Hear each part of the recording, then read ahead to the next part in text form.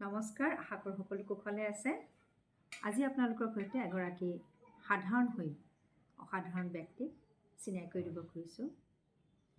সমাজৰ হকে অহৰ্নিশে কাম কৰি যোৱা এই ব্যক্তিগৰাকী বিশেষকৈ প্ৰকৃতিৰ সৈতে ওতঃপ্ৰোতভাৱে জড়িত। তেখেত হৈছে গুৱাহাটীৰ AIDCৰ প্ৰশান্ত পথ নিবাসী অৱসৰপ্ৰাপ্ত কৃষি উপ সঞ্চালক মহেশ বৰ্মা। অত্যন্ত মৃদুভাষী তেখেত এগৰাকী দক্ষ কৃষি বিষয়া। সম্বন্ধত আচলতে তেখেত মোৰ ককাইদেউ অৰ্থাৎ মোৰ সৰু জেঠাইদেউৰ ল'ৰা। তেখেতৰ জন্ম নলবাৰী জিলাৰ বিল্লেশ্বৰ দেৱালয় খ্যাত বেলশৰত। ছাত্ৰাৱস্থাৰ পৰাই সমাজৰ হকে বহুখিনি কাম তেখেতে কৰি আগুৱাই নিছে। এখন সুন্দৰ সমাজ প্ৰতিষ্ঠাৰ বাবে অন্যায়ৰ বিৰুদ্ধে মাত মাতি আহিছে।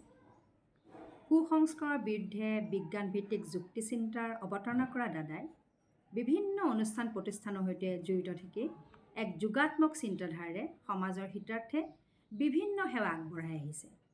তেখেত একেধাৰে গুৱাহাটীবাসীৰ প্ৰগতিশীল নলবেইৰা মঞ্চ, ছেভ ভৰলু অভিযান, গুৱাহাটী স্বচ্ছ প্ৰহৰী, সদৌ অসম পেঞ্চনাৰ সন্থা, অসম কৃষি বিষয়া সন্থা, ইলোৰা বিজ্ঞান মঞ্চ, প্ৰশান্ত পথ উন্নয়ন সমিতি, AIDC জ্যেষ্ঠ নাগৰিক সমিতি, প্ৰেৰণা পুথিভঁৰাল ক্ষেত্ৰী ধৰ্মপুৰ আদি বিভিন্ন অনুষ্ঠানত জড়িত হৈ আছিল। বিশেষকৈ অৱসৰ গ্ৰহণৰ পাছত মহেশ দাই তেখেতৰ স্থানীয় ঠাইখিনি প্ৰতিবেশীৰ সৈতে লগ লাগি স্বচ্ছতাৰ পৰিচয় হিচাপে গঢ়ি তোলাত মনোনিৱেশ কৰে। যিহেতু তেখেত কৃষি বিষয়া আছিল, গতিকে গছপুলি ৰোৱা কাৰ্যই হওক বা ভৰলু বচাও অভিযানেই হওক সকলোতে দেহমন একাকাৰ কৰি কাম কৰিছিল। মহেশ দা আছিল এগৰাকী প্ৰগতিশীল চিন্তা আদৰ্শ অনুগামী বিজ্ঞান মনস্ক আলোকসন্ধানী ব্যক্তি। মহেশ দাৰ ভাষাৰে আমাৰ পদূলি আমাৰ পৰিচয়, নিজ হাতে ঝাৰু লওঁ, নিজৰ পদূলি নিজে চিকুণাওঁ। এই আদৰ্শ আগত ৰাখি প্ৰতিবেশীৰ সৈতে লগ লাগি তেখেতে নিজৰ উপপথ প্ৰশান্ত পথৰ চাফ চিকুণতাৰ কাম হাতত লৈছিল। এই কথাখিনি আপুনি প্ৰশান্ত পথত সোমালেই দেখিব, আপোনাৰ চানমাৰীৰ ফালৰ পৰা গ'লে সোঁফালে তেখেতসকলৰ পথৰ সেইখিনিতে এখন লিখি পেলাই লগোৱা আছে। অম্লজানৰ খেতি ৰোপণ কৰা, গছপুলি ৰক্ষা কৰাৰ প্ৰচেষ্টা হাতত লৈছিল তেখেতসকলে। অম্লজানৰ খেতি বুলি ক'লে দূৰদৰ্শনৰ কেন্দ্ৰৰ সন্মুখৰ নলাটোৰ পাৰত 8টা লহপহীয়া নিম গছৰ পুলি আৰু 2টা ওক গছৰ পুলি ৰোপণ কৰিছিল 2024 বৰ্ষৰ 1 আগষ্টৰ পুৱা। কিন্তু 5 আগষ্টৰ অস্বাভাৱিক কৃত্ৰিম বানে বুঢ়াই পেলোৱা পুলিবোৰ প্লাষ্টিকৰ জাবৰে হেঁচা মাৰি ধৰি চিনচাপ নোহোৱা কৰাত তেওঁ প্ৰাণপণে চেষ্টা কৰি পুলিকেইটা পুনৰ থিয় কৰি অম্লজানৰ খেতিখন নিম পুলিৰ বাৰীখন বচাবলৈ চেষ্টা কৰি গৈছিল। 2023 বৰ্ষৰ 26 জানুৱাৰী তাৰিখে মহেশ দাই প্ৰকৃতিৰ জামাদাৰ সগুণৰ সংৰক্ষণ আৰু বংশবৃদ্ধি সম্পৰ্কে এটা লিখনি ফেচবুকৰ জৰিয়তে বন্ধুবৰ্গৰ মাজলৈ এৰি দিয়ে। তাত বিভিন্নজনে গঠনমূলক মন্তব্যৰ সময় উপযোগী লিখনি বুলি উল্লেখ কৰাৰ লগতে সগুণৰ লগত পাৰিপাৰ্শ্বিকতাৰ সম্পৰ্ক বিচাৰি পোৱা বুলি অনুভৱ কৰে। পদূলিমুখৰ নুদুকা নিমজোপাই হেনো সুৰীয়া মাতেৰে কয়, মই তোমাৰ তুমি মোৰ। এয়া দাদাৰ অনন্য অনুভৱ। কিন্তু অত্যন্ত দুখৰ কথা এয়ে যে 68 বছৰ বয়সত 2025 বৰ্ষৰ 1 ডিচেম্বৰ তাৰিখে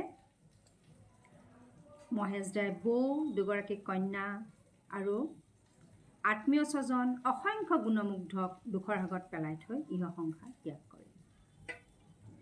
আজি মহেশ দাক আপোনালোকৰ মাজলৈ লৈ অনাৰ বিশেষভাৱে লৈ আনিছোঁ আজি তেখেতক এটি উল্লেখনীয় কথাৰ কাৰণে। সেই কথাটি হৈছে তেখেতৰ শেষ ইচ্ছা অনুসৰি মৰণোত্তৰ দেহ চিকিৎসা বিজ্ঞানৰ গৱেষণা আৰু উৎকৰ্ষ সাধনৰ হকে গুৱাহাটী মেডিকেল কলেজত তেখেতৰ মৰণোত্তৰ দেহ দান কৰা হয়।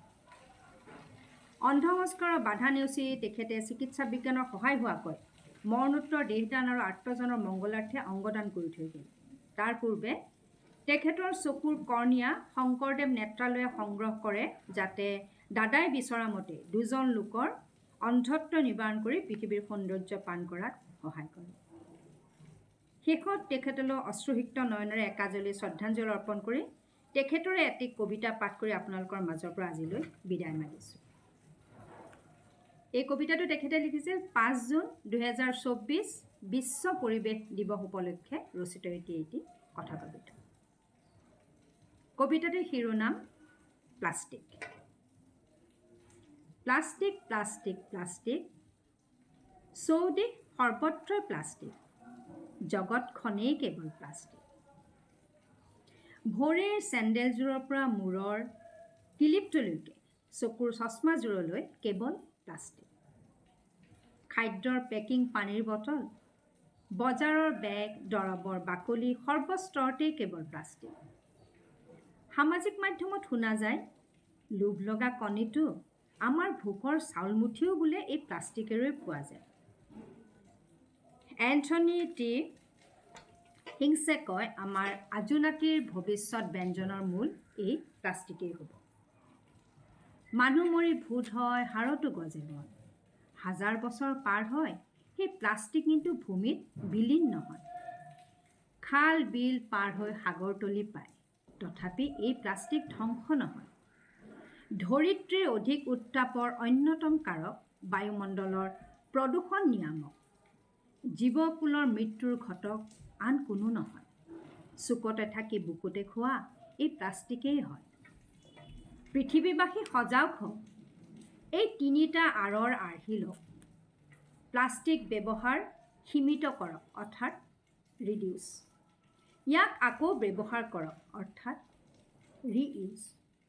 ইয়াকেই পুনৰ ভাঙি ছিঙি তাকেই আকৌ ব্যৱহাৰ কৰক, ৰিচাইকেল। আহক আমি প্লাষ্টিক এৰো, পৃথিৱীখন পুনৰ গঢ়োঁ।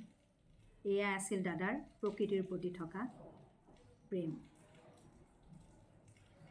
মহেশ দাই অৱসৰ গ্ৰহণ কৰাৰ পাছত বহুখিনি কাম কৰি গৈছিল ফেচবুকৰ মাজেৰে।